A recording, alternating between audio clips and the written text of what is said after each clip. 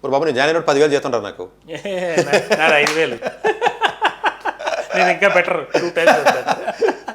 So అంటే civil అనేది నువ్వు అన్నట్టు పేర్చుకుంటూ వెళ్ళాలి. ఒక 15 years ఎక్స్పీరియన్స్ ఉన్న వాళ్ళు అయితే ఏంటంటే they are in to that particular. వాడు రిటైర్ అవ్వడరా, సిఎస్ 40 ఏళ్ళకి రిటైర్ అవ్వాలి, 60 ఏళ్ళకి రిటైర్ అవ్వడం. సివిల్ ఇంజనీరింగ్ సబ్జెక్ట్ అంటే నువ్వు నేర్చుకునే కొలది చదివే కొలది ఏంటంటే you will enjoy that a lot. అదే కంప్యూటర్ సైన్స్ అనుకో మారిపోతూ ఉంటుంది. 15 సంవత్సరాలు కంప్యూటర్ సైన్స్లో పనిచేసిన వాళ్ళకి ఎలా ఉంటుందంటే జనరల్గా మొనాటనస్గా ఉంటుంది. టూ మచ్ అప్డేషన్స్ ఉంటాయి. అప్డేట్ కాకపోతే మెకానికల్ ఇంజనీరింగ్ మళ్ళీ ఎంత స్కోప్ ఉండదు. మళ్ళీ గమ్మున వీడియో వినాలి. మెకానికల్ ఇంజనీరింగ్ ఎంత స్కోప్, ఇన్ని ప్రాజెక్ట్స్, ఇంత మనుషులు అవసరం లేదు. సివిల్ ఇంజనీరింగ్ వేరు కదా. అంటే అసలు ఈ అంటే సివిల్ ఇంజనీరింగ్ అంటే ఎనీ ఇన్ఫ్రాస్ట్రక్చర్ పార్టే కదా. రోడ్ అవ్వచ్చు, వాట్సాప్ ఏదైనా అవ్వచ్చు కదా, డిజైన్ అవ్వచ్చు, ఇంప్లిమెంటేషన్ అవ్వచ్చు, ప్రాజెక్ట్ ఏ చేయాలన్నా ఫస్ట్ ఆడే కదా చేయాలి.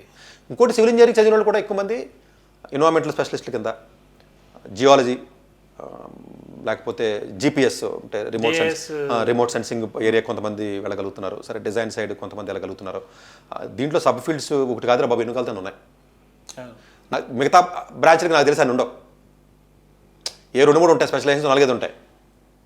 సో ఓన్లీ జిఏఎస్ బేస్డే చాలా ఉన్నాయి. ఒకటి క్రియేట్ చేశారు. మోర్ దెన్ 150 స్టాఫ్ పనిచేస్తున్నారు. క్రియేట్ చేశారు. Deloitte is created that.